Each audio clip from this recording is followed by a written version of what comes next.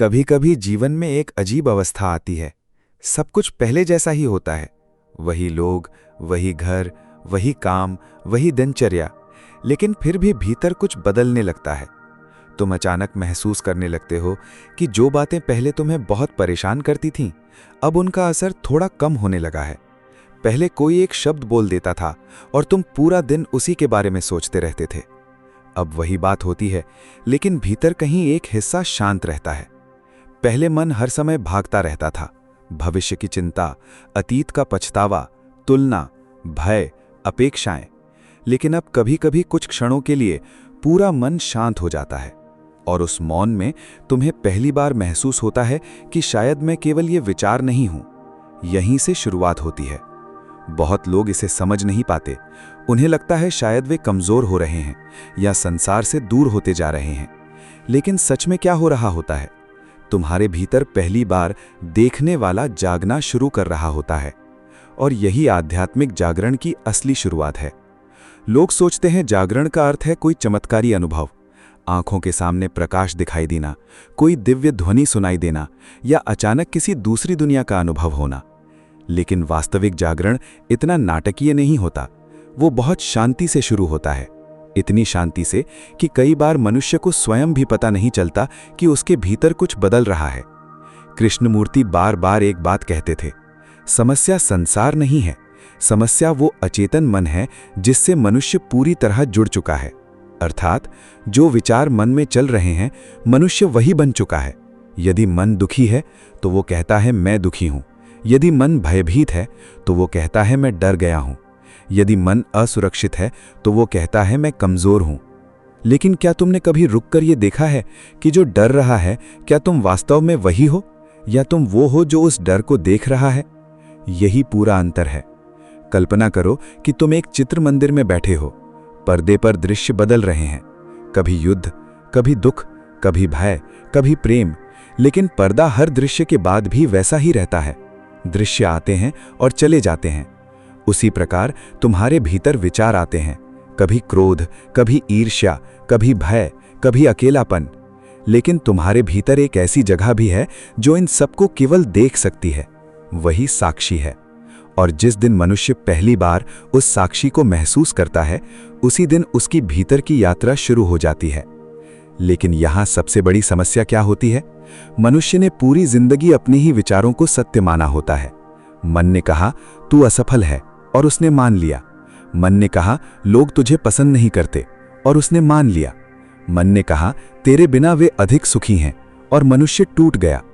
पूरी जिंदगी मनुष्य अपने ही मन की कहानियों में जीता रहता है, और सबसे खतरनाक बात यह है कि उसे पता भी नहीं चलता कि ये केवल कहानियां हैं।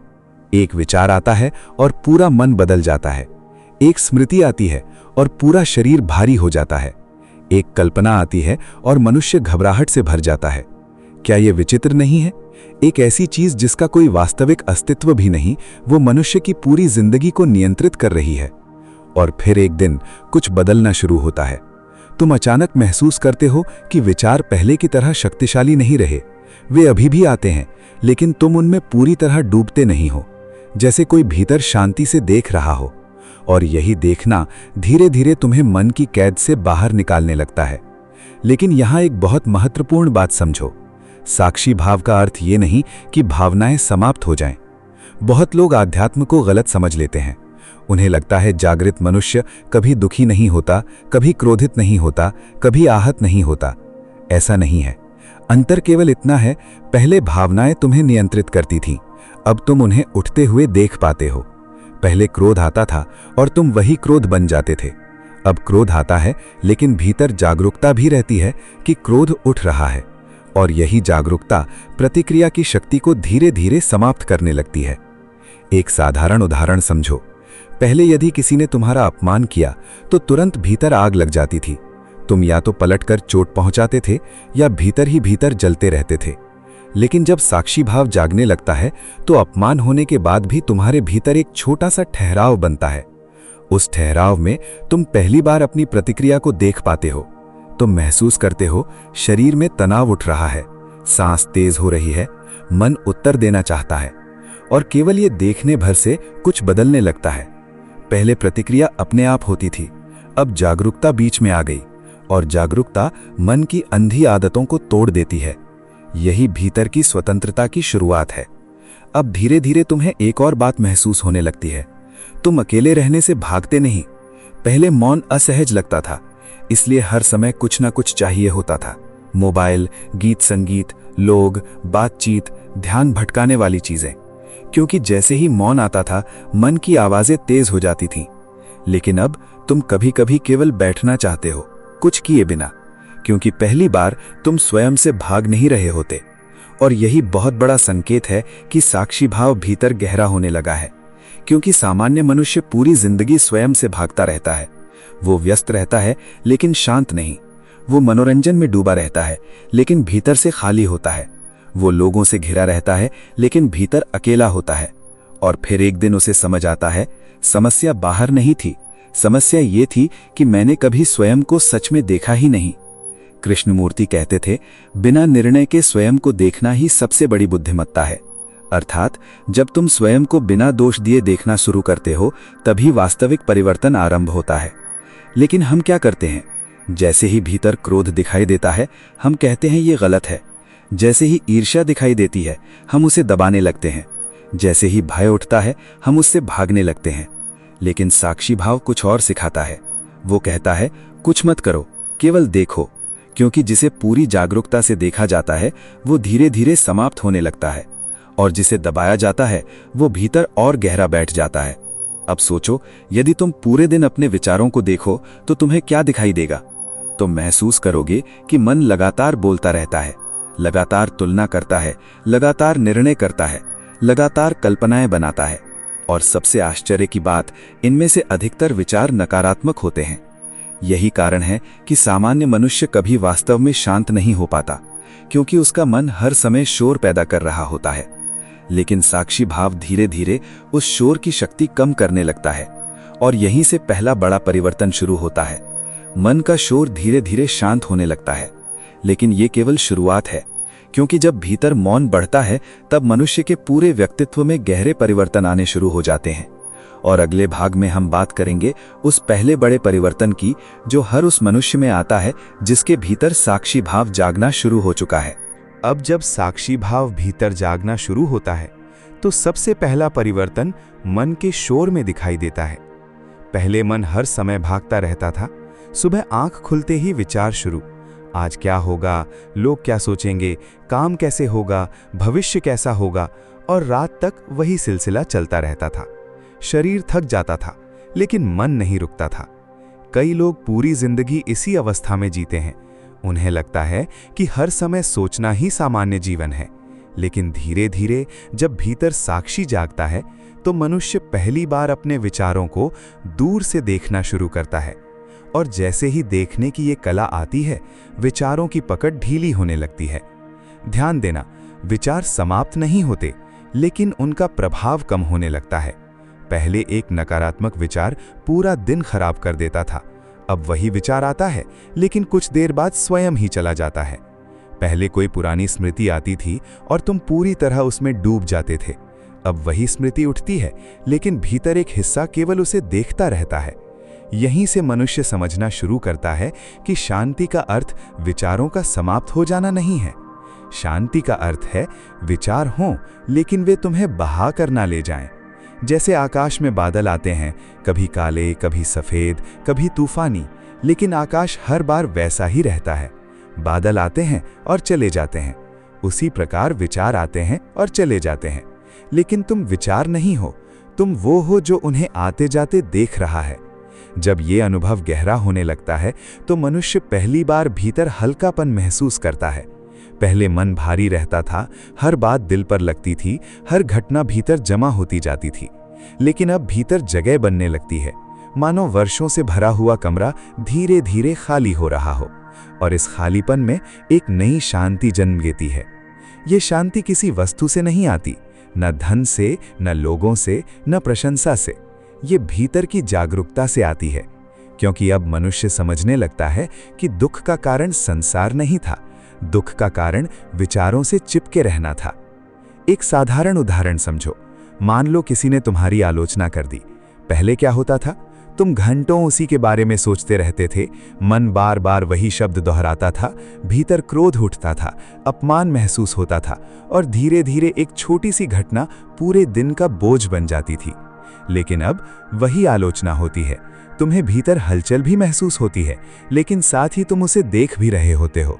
तुम महसूस करते हो मन आहत हो रहा है, भीतर प्रतिक्रिया उठ रही है, और केवल ये देखने से प्रतिक्रिया की आग धीरे धीरे शांत होने लगती है। यही साक्षी की शक्ति है। जब तुम देखना शुरू करते हो तब तुम अपने मन के स्वामी बनने लगते हो, और जब बिना जागरूकता के जीते हो तब मन तुम्हारा स्वामी बना रहता है। अधिकतर लोग पूरी जिंदगी अपने मन के गुलाम बने रहते हैं। सुबह चिंता, दिन भर तुलना, शाम तक थकान, रात तक पछतावा, और फिर अगला दिन भी वैसा ही। मन उन्हें कभी वर्तमान में जीने नहीं देता, वो या तो अतीत में ले जाता है या भविष्य में। लेकिन साक्षी भाव मनुष्य को धीरे धीरे वर्तमान में वापस लाता है। पहली बार वो चलते समय सच में चलना महसूस करता है, खाना खाते समय सच में स्वाद महसूस करता है, किसी को सुनते समय सच में सुनता है। पहले शरीर यहाँ होता था लेकिन मन कहीं और। अब शरीर भी यहीं है और चेतना भी। और जब मन वर्तमान में आता है तभी वास्तविक शांति जन्म लेती है, क्योंकि चिंता हमेशा भविष्य में रहती है, पछतावा हमेशा अतीत में रहता है। शांति केवल वर्तमान में मिलती है। धीरे धीरे ये परिवर्तन चेहरे पर भी दिखाई देने लगता है। आंखों में ठहराव आने लगता है, बातों में जल्दबाजी कम होने लगती है, चलने में भी एक शांति दिखाई देती है। लोग महसूस करने लगते हैं कि तुम पहले जैसे नहीं रहे, क्योंकि भीतर सच में कुछ बदल चुका होता है। लेकिन ये परिवर्तन बाहर से नहीं किया जाता, ये अपने आप होता है। जैसे अंधेरा हटते ही प्रकाश फैल जाता है, वैसे ही जागरूकता बढ़ते ही मन का शोर कम होने लगता है। और जब मन का शोर शांत होने लगता है तब एक दूसरा गहरा परिवर्तन जन्म लेता है। मनुष्य की प्रतिक्रियाएं धीरे धीरे कम होने लगती हैं। पहले जहां हर छोटी बात पर भीतर तूफान उठ जाता था, अब वहां एक ठहराव आने लगता है, और यही ठहराव भीतर की परिपक्वता की शुरुआत है। जब साक्षी भाव और गहरा होने लगता है तो मनुष्य के भीतर दूसरा बड़ा परिवर्तन दिखाई देता है। उसकी प्रतिक्रियाएं धीरे धीरे कम होने लगती हैं। पहले हर बात तुरंत भीतर चोट पहुंचाती थी। कोई कुछ कह दे तो क्रोध, कोई अनदेखा कर दे तो दुख, कोई आगे निकल जाए तो जलन, कोई आलोचना कर दे तो अपमान। मानो पूरा जीवन दूसरों के व्यवहार पर टिका हुआ था। यदि लोगों ने प्रशंसा कर दी तो मन प्रसन्न, यदि किसी ने कठोर शब्द बोल दिए तो पूरा दिन खराब। ऐसा जीवन बहुत थका देने वाला होता है, क्योंकि जिसकी भावनाएं दूसरों के हाथ में हों वो कभी शांत नहीं रह सकता।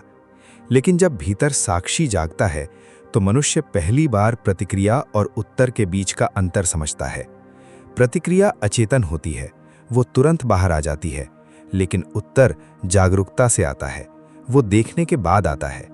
पहले यदि कोई तुम्हारा अपमान करता था तो तुम तुरंत कुछ साबित करना चाहते थे। तुम्हें लगता था कि मुझे हर हाल में सही साबित होना है।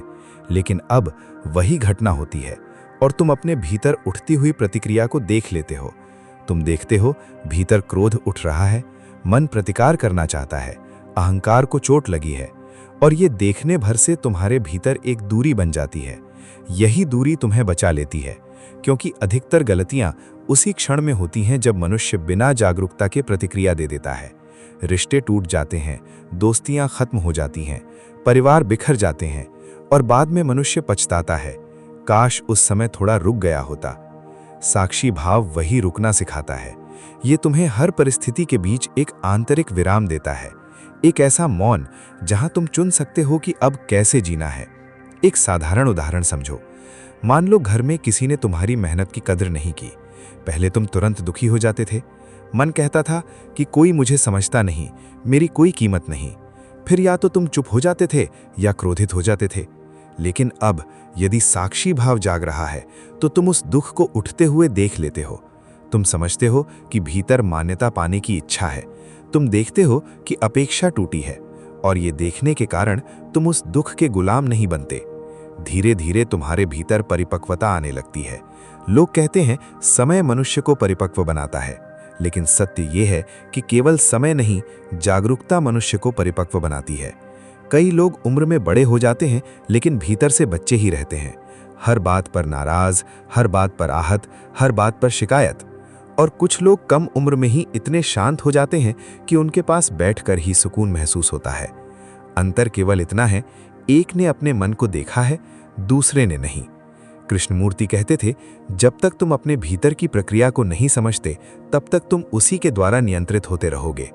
अर्थात जब तक तुम ये नहीं देखते कि क्रोध कैसे उठता है, ईर्ष्या कैसे जन्म लेती है, भय कैसे चलता है, तब तक तुम हर बार उन्हीं के अनुसार जीते रहोगे।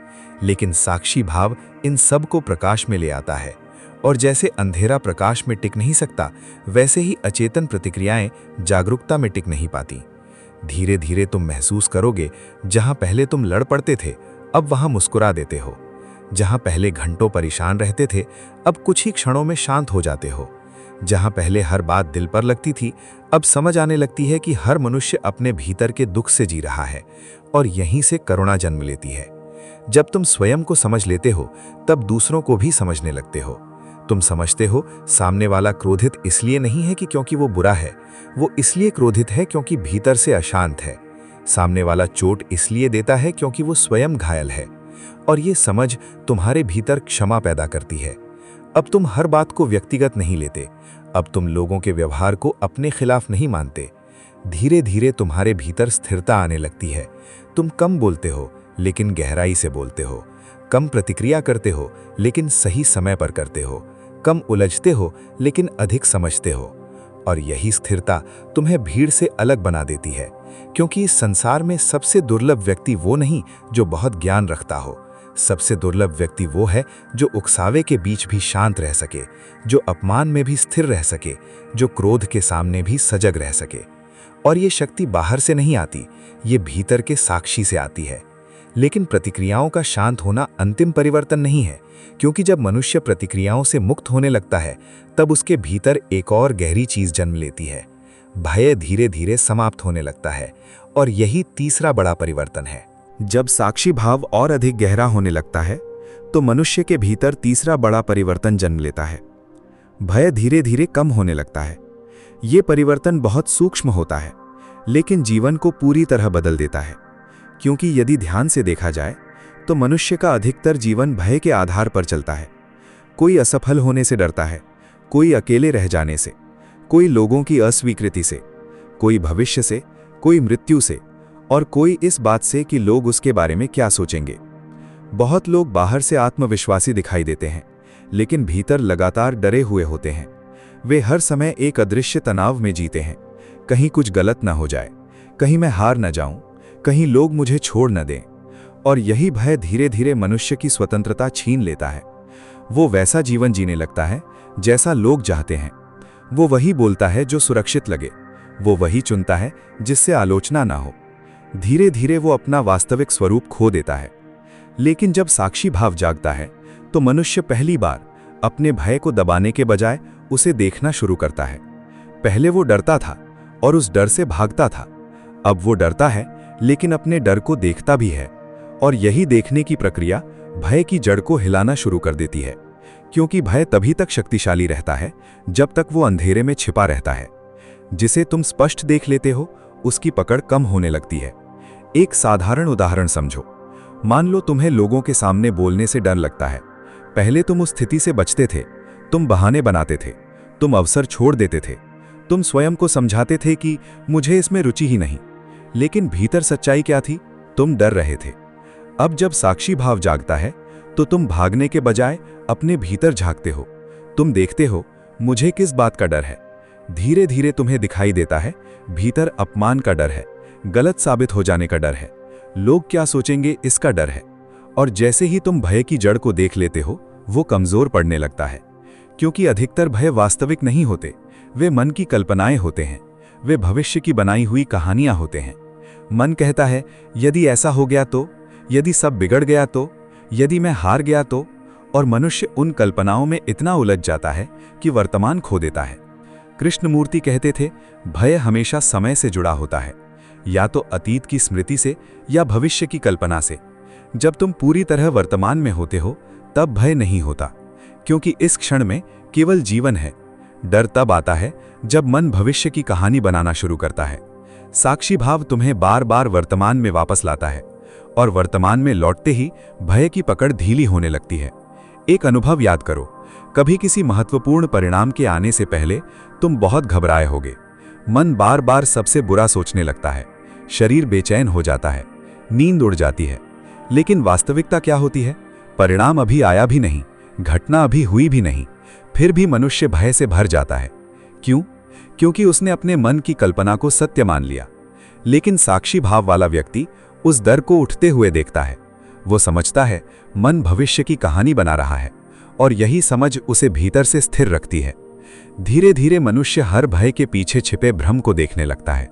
उसे समझ आने लगता है कि सबसे बड़ा भय वास्तव में अहंकार का भय है। अहंकार हारने से डरता है, अहंकार झुकने से डरता है, अहंकार महत्व खोने से डरता है। और जब साक्षी जागता है तब मनुष्य समझता है, मैं केवल ये अहंकार नहीं हूं, मैं वो भी नहीं हूं जिसे दुनिया पहचानती है, मैं उससे कहीं अधिक गहरा हूं। यहीं से एक नई निर्भीकता जन्म लेती है। ये दिखावटी बहादुरी नहीं होती, ये भीतर की शांत शक्ति होती है। अब मनुष्य सच बोलने लगता है क्योंकि वो अस्वीकृति से नहीं डरता। अब वो अपने मार्ग पर चलने लगता है क्योंकि वो तुलना से नहीं डरता। अब वो लोगों को खुश करने की आदत छोड़ने लगता है क्योंकि उसका मूल्य अब दूसरों की राय पर निर्भर नहीं रहता। और ये परिवर्तन जीवन बदल देता है, क्योंकि जिस दिन तुम लोगों की राय से डरना छोड़ देते हो, उसी दिन तुम पहली बार स्वतंत्र होकर जीना शुरू करते हो। बहुत लोग पूरी जिंदगी दूसरों की उम्मीदों के अनुसार जीते हैं। वे वही बनते हैं जो समाज चाहता है, लेकिन भीतर से अधूरे रह जाते हैं क्योंकि उन्होंने कभी अपने वास्तविक स्वरूप को जिया ही नहीं। साक्षी भाव मनुष्य को यह साहस देता है कि वो अपने सत्य के साथ खड़ा हो सके। उसे समझ आता है, डर से भागकर जीवन नहीं जिया जा सकता, डर को देखकर ही उससे मुक्त हुआ जा सकता है। और सबसे सुंदर बात यह होती है कि जब भय कम होने लगता है तब प्रेम बढ़ने लगता है, क्योंकि जहां भय होता है वहां प्रेम नहीं हो सकता। जहां असुरक्षा होती है वहां खुलापन नहीं हो सकता। धीरे धीरे मनुष्य अधिक सच्चा होने लगता है। उसकी आंखों में एक अलग शांति दिखाई देने लगती है। उसकी उपस्थिति में लोग सहज महसूस करने लगते हैं। लेकिन भय का समाप्त होना भी अंतिम परिवर्तन नहीं है, क्योंकि जब मनुष्य भय से मुक्त होने लगता है तब उसके भीतर एक और अद्भुत चीज जन्म लेती है। करुणा और प्रेम गहरे होने लगते हैं, और यही चौथा बड़ा परिवर्तन है। जब भय धीरे धीरे समाप्त होने लगता है तब मनुष्य के भीतर चौथा और सबसे सुंदर परिवर्तन जन्म लेता है। उसके भीतर प्रेम और करुणा गहरी होने लगती है। लेकिन यह साधारण प्रेम नहीं होता। ये केवल किसी के साथ लगाव महसूस करना नहीं होता। ये वो प्रेम होता है जो समझ से जन्म लेता है, जो जागरूकता से निकलता है, जो भीतर की शांति से बहता है। क्योंकि जब मनुष्य स्वयं को देखना शुरू करता है, जब वो अपने दुख को समझता है, अपनी बेचैनी को समझता है, अपने टूटने को समझता है, तब धीरे धीरे वो दूसरों को भी उसी दृष्टि से देखने लगता है। पहले वो केवल लोगों का व्यवहार देखता था, अब वो लोगों के भीतर का दर्द देखने लगता है। पहले उसे केवल सामने वाले का क्रोध दिखाई देता था, अब उसे उस क्रोध के पीछे छिपा घाव दिखाई देने लगता है। पहले किसी के कठोर शब्द उसे भीतर तक चोट पहुंचाते थे, अब वो समझने लगता है कि कठोर शब्द अक्सर किसी टूटे हुए मन से निकलते हैं, और यही समझ करुणा बन जाती है। धीरे धीरे मनुष्य महसूस करने लगता है कि हर व्यक्ति अपने भीतर किसी न किसी पीड़ा से गुजर रहा है। कोई अपने अतीत से टूटा हुआ है, कोई भविष्य से डरा हुआ है, कोई प्रेम के अभाव में कठोर हो गया है, कोई बार बार अस्वीकार किए जाने के कारण भीतर से बंद हो चुका है। और जब तुम ये देख लेते हो तब तुम लोगों से नफरत नहीं कर पाते, तुम उन्हें समझने लगते हो। यही कारण है कि जागरूक मनुष्य कम निर्णय करता है और अधिक समझता है, कम दोष देता है और अधिक महसूस करता है, कम लड़ता है और अधिक सुनता है। क्योंकि अब उसका हृदय केवल अपने दुख तक सीमित नहीं रहता, अब वो दूसरों की पीड़ा को भी महसूस करने लगता है। एक छोटा सा उदाहरण समझो। मान लो पहले कोई तुमसे रूखा व्यवहार करता था, तुरंत तुम्हें बुरा लग जाता था। तुम सोचते थे, इसने मेरी बेइज्जती की, ये मुझे छोटा दिखाना चाहता है, और भीतर क्रोध भर जाता था। लेकिन अब यदि साक्षी भाव जाग रहा है तो तुम केवल उसके शब्द नहीं सुनते, तुम उसकी स्थिति को भी महसूस करते हो। तुम सोचते हो, शायद ये व्यक्ति भीतर से परेशान है, शायद इसका अपना मन अशांत है, और यही समझ तुम्हारे भीतर प्रतिक्रिया के स्थान पर करुणा भर देती है। यहीं से वास्तविक प्रेम जन्म लेता है, क्योंकि प्रेम का अर्थ केवल किसी को चाहना नहीं है, प्रेम का अर्थ है किसी को उसकी अपूर्णता सहित समझना। कृष्णमूर्ति कहते थे, जहां समझ है वहीं प्रेम है, जहां अहंकार है वहां केवल अपेक्षा है। बहुत लोग जिसे प्रेम समझते हैं वो वास्तव में निर्भरता होती है।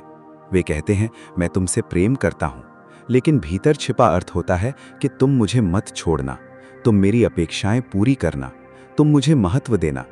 ये प्रेम नहीं है, ये भय है, ये अकेलेपन से बचने की कोशिश है। लेकिन साक्षी भाव मनुष्य को सच्चा प्रेम सिखाता है, क्योंकि जब मनुष्य भीतर से पूर्ण होने लगता है तब वो प्रेम मांगता नहीं, वो प्रेम बांटता है। अब वो लोगों से इसलिए नहीं जुड़ता कि उसका खालीपन भर जाए, वो इसलिए जुड़ता है क्योंकि उसके भीतर प्रेम बह रहा होता है। अब वो प्रेम में नियंत्रण नहीं चाहता, अब वो प्रेम में अधिकार नहीं चाहता, अब वो प्रेम में स्वार्थ नहीं चाहता। और यही प्रेम उसके रिश्तों को बदल देता है। जहां पहले शिकायत थी वहां स्वीकार आने लगता है, जहां पहले अपेक्षा थी वहां कृतज्ञता आने लगती है, जहां पहले हर बात पर संघर्ष था वहां समझ आने लगती है। धीरे धीरे लोग उसकी उपस्थिति में सुरक्षित महसूस करने लगते हैं, क्योंकि वो केवल सुनता नहीं, वो समझता भी है। और इस संसार में सबसे दुर्लभ चीज सुंदर चेहरा नहीं है, धन नहीं है, सफलता नहीं है। सबसे दुर्लभ चीज है ऐसा मनुष्य मिलना जो बिना निर्णय के सुन सके, जो बिना स्वार्थ के प्रेम कर सके, जो बिना शर्त स्वीकार कर सके। और साक्षी भाव मनुष्य को धीरे धीरे वैसा बना देता है।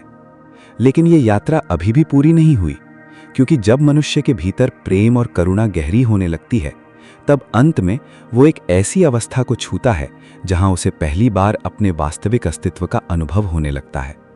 और यही पांचवा और अंतिम परिवर्तन है। जब साक्षी भाव पूरी तरह गहरा होने लगता है तब मनुष्य के भीतर पांचवा और सबसे गहरा परिवर्तन जन्म लेता है। उसे पहली बार अपने वास्तविक अस्तित्व की झलक मिलने लगती है। अब तक वो स्वयं को केवल शरीर समझता था, नाम, पहचान, संबंध, सफलता, असफलता, यही सब उसका मैं था। यदि लोगों ने उसकी प्रशंसा की तो वो प्रसन्न हो जाता था, यदि किसी ने आलोचना कर दी तो वो टूट जाता था, क्योंकि उसकी पूरी पहचान दूसरों की राय पर टिकी हुई थी। लेकिन जब साक्षी भाव जागता है तो धीरे धीरे ये भ्रम टूटने लगता है। मनुष्य पहली बार अनुभव करता है कि मैं केवल ये शरीर नहीं हूं, मैं केवल ये मन नहीं हूं, मैं केवल ये कहानी नहीं हूं। मेरे भीतर कुछ और भी है, कुछ ऐसा जो हमेशा शांत है, कुछ ऐसा जिसे परिस्थितियां छू नहीं पाती, कुछ ऐसा जो हर अनुभव का साक्षी है। और यही अनुभव जीवन की दिशा बदल देता है। अब मनुष्य बाहर कम खोजता है और भीतर अधिक उतरता है। पहले उसे लगता था कि यदि धन मिल जाए तो शांति मिल जाएगी, यदि सही व्यक्ति मिल जाए तो प्रेम मिल जाएगा, यदि सम्मान मिल जाए तो संतोष मिल जाएगा। लेकिन अब उसे समझ आने लगता है कि बाहर की हर उपलब्धि अस्थायी है, कुछ समय के लिए सुख देती है, फिर मन वापस खाली हो जाता है। क्योंकि समस्या बाहर नहीं थी, समस्या भीतर की अशांति थी। और जब भीतर का साक्षी जाग जाता है तब मनुष्य पहली बार उस शांति को छूता है जो किसी बाहरी वस्तु पर निर्भर नहीं होती। यहीं से जीवन बदलना शुरू होता है। अब वो अकेले होने से नहीं डरता, क्योंकि उसे अपने भीतर एक गहरा साथ महसूस होने लगता है। अब उसे हर समय दूसरों की स्वीकृति की आवश्यकता नहीं रहती, क्योंकि उसका मूल्य अब भीतर से आता है। अब वो तुलना कम करता है, क्योंकि उसे समझ आने लगता है कि हर मनुष्य की यात्रा अलग है। अब वो धीरे धीरे सरल होने लगता है, उसकी इच्छाएं कम होने लगती हैं, उसकी बेचैनी कम होने लगती है, उसके भीतर एक मौन गहराने लगता है। और यही मौन उसकी सबसे बड़ी शक्ति बन जाता है, क्योंकि इस संसार में सबसे शक्तिशाली मनुष्य वो नहीं जो दूसरों को नियंत्रित कर सके। सबसे शक्तिशाली मनुष्य वो है जो स्वयं को देख सके, जो अपने मन के तूफानों के बीच में भी शांत रह सके, जो अपने दुख से भागे नहीं, जो अपने भय को दबाए नहीं, जो अपने भीतर की हर परत को सजगता से देख सके। कृष्णमूर्ति कहते थे, जिस दिन तुमने स्वयं को समझ लिया उसी दिन संघर्ष समाप्त हो जाता है। और वास्तव में यही साक्षी भाव का सार है। ये कोई अभ्यास नहीं, कोई विश्वास नहीं, कोई धर्म नहीं, ये स्वयं को देखने की कला है। और जो मनुष्य स्वयं को सच में देख लेता है उसका जीवन पहले जैसा नहीं रहता। अब यदि तुम अपने भीतर इन परिवर्तनों को महसूस कर रहे हो, यदि तुम्हारा मन पहले से थोड़ा शांत हो रहा है, यदि प्रतिक्रियाएं कम हो रही हैं, यदि भय धीरे धीरे कम हो रहा है, यदि लोगों के लिए करुणा बढ़ रही है, तो समझ लो तुम्हारे भीतर साक्षी जागना शुरू हो चुका है। और यदि ये यात्रा तुम्हारे भीतर चल रही है तो इसे हल्के में मत लेना, क्योंकि हर किसी को यह अनुभव नहीं होता। ये चेतना के जागने का संकेत है। अब एक क्षण रुककर अपने भीतर देखो, क्या इन परिवर्तनों में से कोई परिवर्तन तुम्हारे जीवन में आ रहा है? यदि हाँ, तो भीतर ही भीतर स्वीकार करो, मैं जाग रहा हूं। और याद रखो, जिस दिन तुमने स्वयं को सच में देख लिया, उस दिन संसार तुम्हें बांध नहीं पाएगा, क्योंकि उसी दिन भीतर वास्तविक स्वतंत्रता जन्म लेती है। यदि तुम ऐसी ही गहरी और जीवन बदल देने वाली बातों को सुनना चाहते हो, तो इस यात्रा से जुड़े रहो, क्योंकि ये केवल ज्ञान की यात्रा नहीं, ये स्वयं तक पहुंचने की यात्रा है। धन्यवाद।